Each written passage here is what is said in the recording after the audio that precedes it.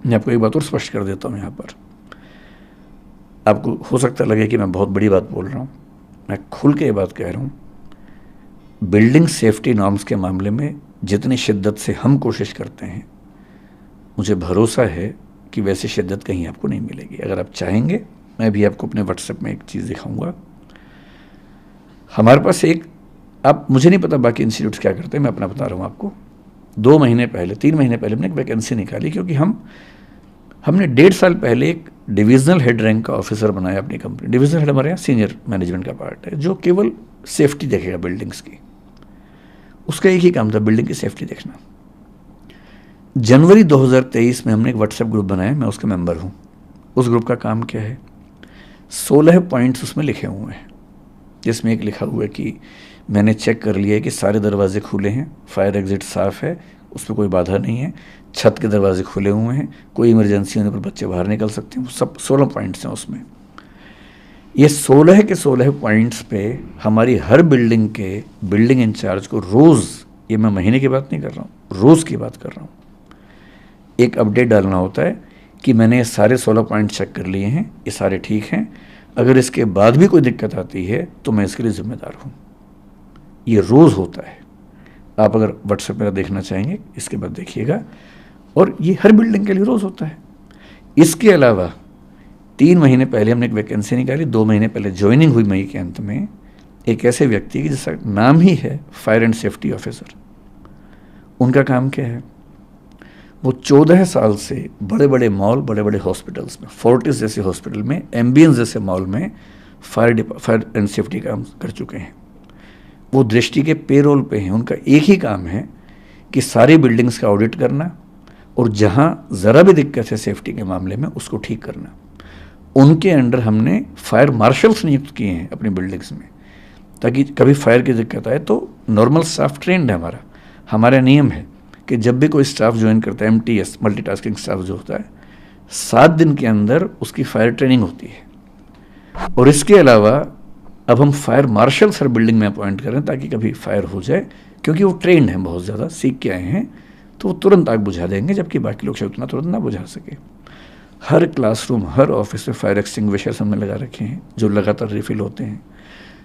मैं चाहूँगा कभी आपको मौका मिले, अगर आप सर्वे कर सकते हैं, दिल्ली या दिल्ली के बाहर हमारी किसी भी शाखा में जाइए, किसी भी क्लासरूम में जाइए, किसी भी बिल्डिंग में कम से कम 2 एग्जिट ना हो तो मैं जिम्मेदार हूँ। हम ऐसी बिल्डिंग रेंट पे लेते ही नहीं जिसमें फायर एग्जिट ना हो। कई बिल्डिंग्स में आप देखेंगे लोहे का बहुत बड़ा फायर एग्जिट बना हुआ, चाहे करोल बाग में देखें, चाहे जयपुर में देखें, चाहे इलाहाबाद में देखिए। वो हमारी शर्त होती है। इंदौर में हमें 1.5 साल एक्स्ट्रा लग गया केवल इसलिए कि एक भी बिल्डिंग ऐसी नहीं मिल रही थी जहाँ 2 एग्जिट हों। हमने एक लैंडलॉर्ड से बात करके उसकी ज़मीन पे, प्लॉट पे बिल्डिंग बनवाई 2 फायर एग्जिट वाली, और वहाँ काम शुरू किया। 2 साल लेट काम शुरू किया, सिर्फ इसलिए कि किसी भी स्थिति में किसी बच्चे या स्टाफ की ज़िंदगी से समझौता ना हो। हमारी नीयत ऐसी ही है। एक गलती हुई समझने में, मैं पूरे देश से, पूरे समाज से माफ़ी मांगता हूँ कि हाँ वो गलती हुई, आगे वो गलती नहीं होगी। Sir, if I am not mistaken, आपने अभी थोड़ी देर पहले कहा कि MCD ने जो एक्शन लिया है आपके बेसमेंट के खिलाफ, जो सील किया गया है जी, वो डिस्क्रिमिनेटरी है।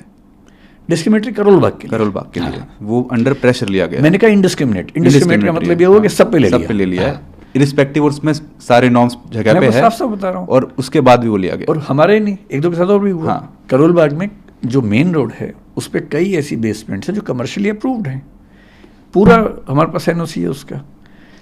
भाई MCD ने उसको अप्रूव किया, कमर्शियल बेसमेंट के नाम से अप्रूव किया। कमर्शियल बेसमेंट में लिखा है कि क्या क्या एक्टिविटीज़ कर सकते हैं, ऑफिस चला सकते हैं या गोदाम बना सकते हैं, या 2 चीज़ें और लिखी हैं।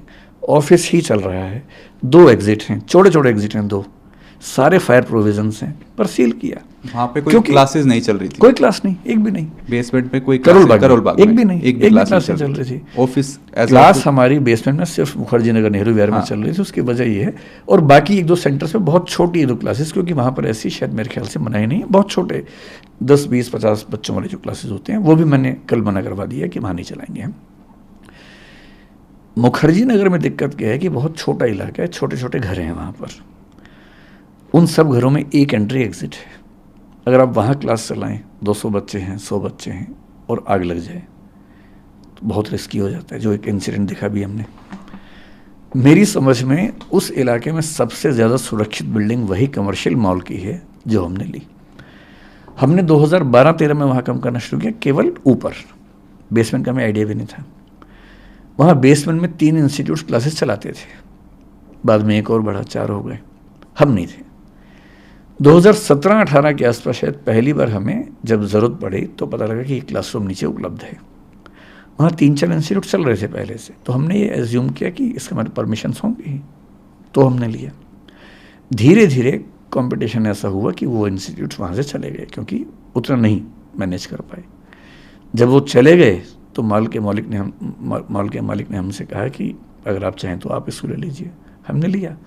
आखिरी एक और इंस्टीट्यूट था, उसने भी कुछ दिन पहले तक रखा हुआ था, बाद में फिर वो मॉल की तरफ से हमें मिला। वहाँ हम IAS के जो मेंस वाले बच्चे हैं, मेंटरशिप लाइब्रेरी चलाते थे, अब वो बंद हो गई, उनका 1.5 महीने बाद मेंस है, तो हम अभी उनके लिए भी रास्ता निकाल रहे हैं कि उनको कहाँ बिठाएं, उनकी भी दुविधा है। सर अभी एक ये प्रेस रिलीज़ आई है 2:41 पे, इसके 2-3 पॉइंट्स पे मैं आपसे बात करना चाहूँगा। जो हमारी प्रेस रिलीज है दृष्टि IAS ने जो आपने मेरी तरफ से, हाँ आपकी तरफ से है, जो सोशल मीडिया हैंडल पे अपलोड किया गया। 2-3 पॉइंट है, मुझे उस पर बात करना है, लेकिन एक चीज़ मुझे उससे आपसे पहले पूछनी है। जब मैं ट्विटर पे कमेंट सेक्शन में जा रहा था इसमें, तब बहुत सारे स्टूडेंट्स का ये आक्रोश था कि विकास जी हमारे साथ एक बार ग्राउंड पे आए तो सही, एक बार हमारी बात तो सुने, एक बार हमारे बीच में बैठे तो सही। वो आए ही नहीं अभी तक, 3 दिन हो गए हैं।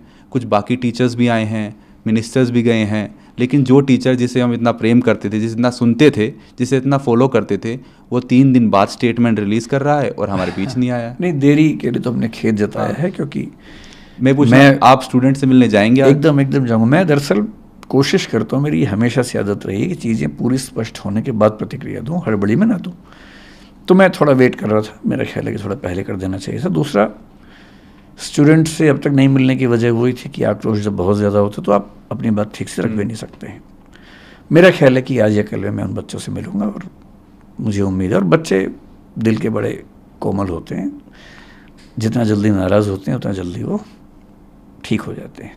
तो मुझे पता है कि बच्चों की नाराज़गी मुझसे क्यों है और वो दूर कैसे होगी। सर एक 5th पॉइंट आपकी प्रेस रिलीज़ में है, वो बोलता है कि DDA, MCD and Delhi fire department के नियमों में असंगति है, कॉन्ट्राडिक्टरी है। आप समझाएंगे कि क्या वो लॉज हैं जिनमें कॉन्ट्राडिक्टरी है, ये वेल कोऑर्डिनेटेड नहीं है आपस में? दिल्ली में ये समस्या है कि अलग अलग विभागों में कोऑर्डिनेशन थोड़ा कम दिखता है। आज भी इस मीटिंग में सब बातें हुई। जैसे मैं आपको एग्जांपल देके समझाऊं, DDA ने पहला मास्टर प्लान 1962 में बनाया, फिर 2001 में बनाया। 2001 तक, जहाँ तक मेरी जानकारी, मिक्स्ड लैंड यूज नाम की कोई चीज़ नहीं होती थी। 2005 या 6 की बात है कि सुप्रीम कोर्ट ने एक आदेश दिया कि दिल्ली में जो भी commercial activities non commercial area में चल रही हैं वो सब सील होंगी। सब कुछ सील होने लगा, कोचिंग इंस्टीट्यूट्स भी हुए, बाकी एक्टिविटीज़ भी हुई। इतना विरोध हुआ कि उसमें फिर दिल्ली की सरकार को प्रस्ताव रखना पड़ा